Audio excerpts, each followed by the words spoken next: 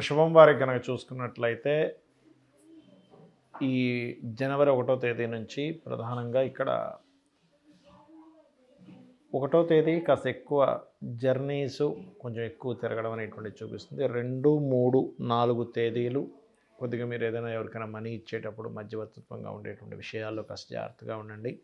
ఇక 7, 8 తేదీలు కనుక చూసుకున్నట్లయితే ప్రధానంగా ఇక్కడ ఇచ్చేటువంటి రిజల్ట్ మీరు ఏదైనా ప్రాపర్టీ తీసుకునేటువంటి విషయాల్లో జాగ్రత్తగా ఉండాలి. ఇక 14, 15 తేదీలు వివాహ నిర్ణయాలు పార్ట్నర్షిప్స్ విషయంలో కొద్దిగా జాగ్రత్తగా ఉండాలి. అయితే మీకు అష్టమ స్థానంలో 4 గ్రహాలు చతుర్గ్రహ కూటమి ప్రజెంట్ ఈ యొక్క మంత్ నడుస్తుంది కాబట్టి అందులోని ఈ 15 రోజుల్లో ఫస్ట్ చతుర్గ్రహ కూటమి వస్తుంది. 15 రోజుల తర్వాత పంచగ్రహ కూటమి వస్తుంది 19, 20, 18, 19 తేదీల్లో.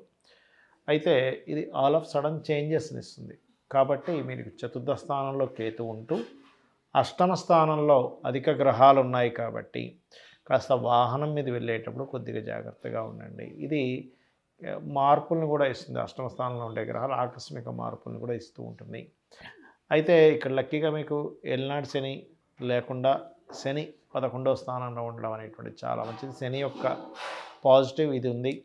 అదేవిధంగా దశమంలో ఉండేటువంటి రాహువు కూడా వాళ్ళకి అంటే విదేశాలకు వెళ్ళి లేదా విదేశీ కంపెనీ సంబంధంగా మీకు ఫైనాన్షియల్ గ్రోత్ రావడం అనేటువంటిది బలంగా చూపిస్తుంది. అయితే మీరు ఏదైనా ప్రాపర్టీ తీసుకునేటప్పుడు కానీ ఏదైనా ఎడ్యుకేషన్ సంబంధించినటువంటి విషయాల్లో కానీ మీరు కాస్త చూసుకొని చేయండి. ఎందుకంటే 4వ స్థానంలో కేతు ఉన్నందుకు ప్రాపర్టీ రిలేటెడ్ ప్రాపర్టీలో కన్స్ట్రక్షన్ చేసేటువంటి అంశాల్లోని కాస్త జాగ్రత్తగా ఉండాలి, గుర్తుపెట్టుకోండి.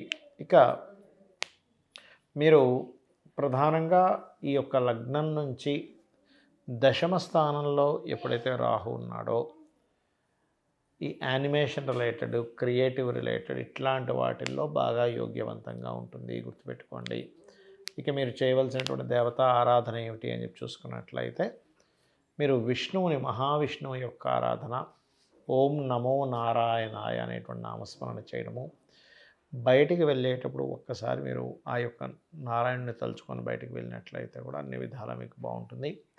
మరియు కాస్త మంగళవారము, ఆదివారము, గురువారం కాస్త వాహనం మీద వెళ్ళేటప్పుడు కాస్త జాగ్రత్తగా ఉండండి. తొందరపాటు నిర్ణయాలతో ఉద్యోగం మానేయడం, ఉద్యోగం మానడం మాత్రం అస్సలు చేయకండి. గోచార ఫలితాలతో పాటు మనం ప్రధానంగా చూసుకోవాల్సింది మన జన్మజాతక ఫలితాలు. ఎందుకంటే ఎవరి కర్మ వారిది. ఎందుకంటే ఇక్కడ దేశకాల పరిస్థితులు ఎలాగున్నా కూడా మీ జన్మజాతకంలో కనుక మీకు నడుస్తున్నటువంటి మహాదశలు, అంతర్దశలు, యోగాలు బాగుంటే కాలంతో సంబంధం లేకుండా మీ రూట్ మీకు చక్కగా వెళ్ళిపోతూ ఉంటుంది. అయితే పర్సనల్ చార్ట్ చూపించుకునేటప్పుడు అసలు ఎటువంటి విషయాలు టచ్ చేయడం జరుగుతుంది, ఎటువంటి విషయాలు తెలుసుకోవడం జరుగుతుంది అనేటువంటి చాలామంది అడుగుతున్నారు. ముందుగా మనకి లగ్నం నుంచి 12 భావాలు ఉంటాయి, గుర్తుపెట్టుకోండి. లగ్నము అంటే జీవుడు, అతని యొక్క తత్వం ఏమిటి అనేది మనిషిని చూడకుండా జస్ట్ జన్మజాతకం చూసి ఈయన ఇలాంటి వ్యక్తి, కోపంగా ఉండే వ్యక్తా, కూల్గా ఉండే వ్యక్తా, లేకపోతే కొంచెం జాగ్రత్త ఎక్కువగా ఉంటాడా, ఆధ్యాత్మికంగా ఉంటాడా, సీక్రెసీగా ఉంటారా, బాగా తెలివిగా ఉంటారా, లేనట్లయితే ఎక్కువ గొడవలు పెట్టుకుంటాడా, వర్కాలిక, బిజినెస్ మైండెడా, సేవాతత్వం అన్నీ తెలుస్తాయి, గుర్తుపెట్టుకోండి. ఇది ఇలా ఉంటే అతి ముఖ్యమైనటువంటిది ఏంటంటే మనిషికి ధనం మూలం ఇదం జగత్ అంటూ ఉంటారు. అంటే ఏమిటి, మనకు కావాల్సిన ధనం కాబట్టి దానివల్ల ఫ్యామిలీ రన్ అవుతూ ఉంటుంది. అయితే మీకు ఇక్కడ రూట్ ఏంటంటే ఆస్ట్రాలజీలో చెప్పే గొప్ప విషయం ఏంటంటే మీకు అసలు డబ్బులు వచ్చేటువంటి బిజినెస్లో వెళ్తున్నారు, లేకపోతే ఒక లైఫ్లో ఒక ఆశ ఉంటుంది, నేను ఫలానా సమయానికైనా నేను సంపాదిస్తానా లేదా, ఆ పర్టికులర్ పాయింట్ అనేటువంటి చెప్తుంది, గుర్తుపెట్టుకోండి. అలాగే మరొక విషయం ఏంటంటే ఇక్కడ గమనించినట్లయితే దీంతో పాటు మీకు ఈ ధనాన్ని ఇచ్చేటువంటి కాంబినేషన్ ఒక ఎత్తు అయితే ధనం ఏ రూట్లో వస్తుంది, ఏ మార్గం ద్వారా ధనం వస్తుందని చిన్నప్పుడే తెలుసుకుంటే మీరు చదివే ఎడ్యుకేషన్ చాలామంది చూడండి, ఫలానా చదివానండి కానీ నాకు అది ఉపయోగపడలేదు, ఇంకో దాంట్లో వెళ్ళిపోయానంటూ ఉంటారు. అలా మీకేంటంటే ఈ సెకండ్ హౌస్ ఏదైతే ఉందో ఈ సెకండ్ హౌస్ లార్డ్ ఎవరో, సెకండ్ హౌస్ ఎప్పుడు యాక్టివ్గా ఉంది, ఎప్పుడు డియాక్టివ్గా ఉంది, ఇన్వెస్ట్మెంట్ స్థానం పాడైన సమయంలో చాలామంది తెలియక ఇన్వెస్ట్మెంట్స్ చేస్తూ ఉంటారు. అటువంటిది పర్టికులర్గా ఏ ప్లానెట్ మీకు ఇన్వెస్ట్మెంట్ ఆపుతుంది, దానికి ఎటువంటి పరిహారం చేసుకుంటూ ముందుకు వెళ్తే మీరు చేసే ఇన్వెస్ట్మెంట్స్ బాగుంటాయి. అది గృహం కొనుక్కునేది ఏ సమయము, అదేవిధంగా ఏ డైరెక్షన్లో కొనుక్కుంటే బాగుంటుంది, ఆల్ డైరెక్షన్స్ ఈజ్ గుడ్.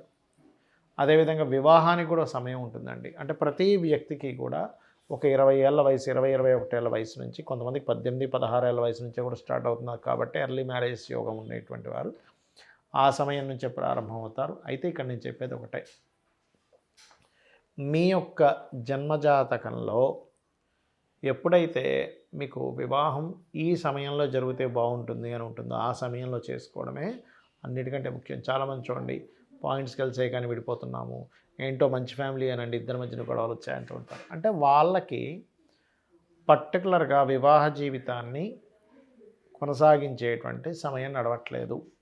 ఏదో తంతు కొద్దీ ఏదో వివాహం జరిగింది కానీ దూరంగా ఉండేటువంటి యోగం నడుస్తుంది.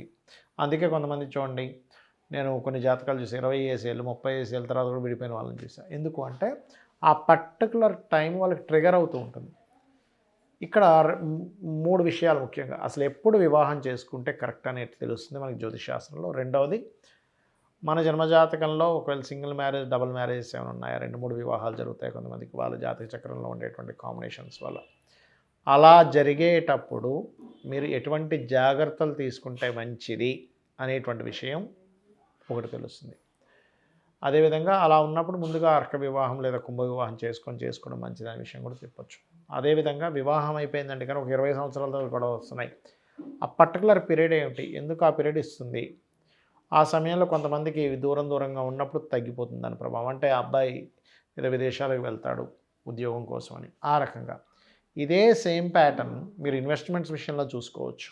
అంటే ఎప్పుడు ఇన్వెస్ట్మెంట్ చేస్తే మంచిది, ఎప్పుడు ఏది కొంటే మంచిది, ఏది కొనకూడదు, అసలు మీ పేరు మీద కొనొచ్చా కొనకూడదా, మీ జీవిత భాగస్వామి పేరు మీద కొంటే మంచిదా, లేదా మీ పిల్లల పేర్ల మీద కొంటే మంచిదా. కొన్నిసార్లు ఏమవుతుందంటే వాళ్ళ పేరు మీద కొంటేనే దానికి లోన్ వస్తుందని ఉంటుంది. అప్పుడు ఏమిటండి, మరి నా పేరు మీద ఇన్వెస్ట్మెంట్స్ చేయకూడదని ఉంది, ప్రాపర్టీస్ కొనకూడదు అంటున్నారు, మరి మా బిజినెస్ పేరు మీద కొనాలంటే రాదు అన్నప్పుడు, అప్పుడు అది ఏ ప్లానెట్ ద్వారా మనకి ఇబ్బంది ఇస్తుందో ఆ పర్టికులర్ ప్లానెట్కి సంబంధించిన పరిహారం చేసుకోవచ్చు.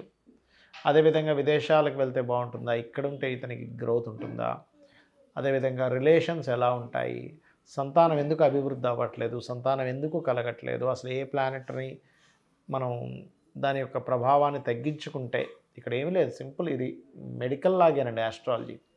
మన బాడీలో పలానా ప్లేట్లెట్స్ తగ్గాయి అన్నప్పుడు వీక్ అయిపోతాడు, లేదా పలానా వైటమిన్స్ తగ్గాయి అన్నప్పుడు డౌన్ అవుతుంటాడు, ఫలానా ఫుడ్ తీసుకోవడం ద్వారా ఫలానా వైటమిన్స్ వస్తాయి, లేకపోతే ఫలానా కొన్ని వదలడం ద్వారా, కూర్చోండి, కొన్ని ఏమో తీసుకోవాలి, కొన్నిటేమో వదిలేసేయాలి. షుగర్ బాగా ఉంది, షుగర్ని వదిలేయాలి కదా. అదేవిధంగా ఒక వ్యక్తికి ఫలానా ఇవి తగ్గాయి, ఫ్రూట్స్ తీసుకొని వాటిని పెంచుకుంటాడు. అంటే మనలోకి మనం ఏం తీసుకోవాలి, మన బాడీలోకి దేన్ని విడిచిపెట్టాలనేటువంటిది బాడీని ఎలా అయితే జాగ్రత్తగా ఉంచుతుందో, మన జన్మజాతకంలో కూడా ఎప్పుడు దేన్ని మనం తీసుకోవాలి, అంటే దేన్ని కొనాలి, దేన్ని కొనకూడదు, ఎప్పుడు దేనికి దూరంగా ఉండాలని చెప్పేదే జ్యోతిషాస్త్రం. ఈ రకంగా మీరు చాలామంది రత్నాల ఎంపిక కూడా జస్ట్ నక్షత్రం బట్టి పెట్టుకుంటారు. అలా కాకుండా మీకు ఏమిటి కావాలి అనే దాని మీద కూడా ఉంటుంది, గుర్తుపెట్టుకోండి. కాబట్టి ఈ రకంగా చేసుకొని మీ యొక్క జీవితాన్ని ఆనందదాయకంగా మార్చుకుంటారని కోరుకుంటూ, సరే నాకు జాతకం తెలియదండి ఏం చేయాలి, ఏమి టెన్షన్ పడకండి, చక్కగా రోజు లలితా సహస్రనామాలు చేసుకోండి. ఉద్యోగం రావట్లేదు, ఓం మాణిక్య మకుటాకార జానుద్వై విరాజితాయ నమః. అలా కాదు, నాకు ఫైనాన్షియల్గా బాగాలేదు, ఓం సంపత్కరీ సమారూఢ సింధుర వ్రజ సేవితాయ నమః. లేదు, ఓం ధర్మాధ్యక్ష ధనాధ్యక్ష ధనధాన్య వివర్ధినే నమః. లేదు, ఓం ఇంద్రగోప పరిక్షిప్త స్మరతోనా భజంగికాయ నమః. ఈ రకంగా చేసుకోవచ్చు. శ్రీమాత్రే నమః.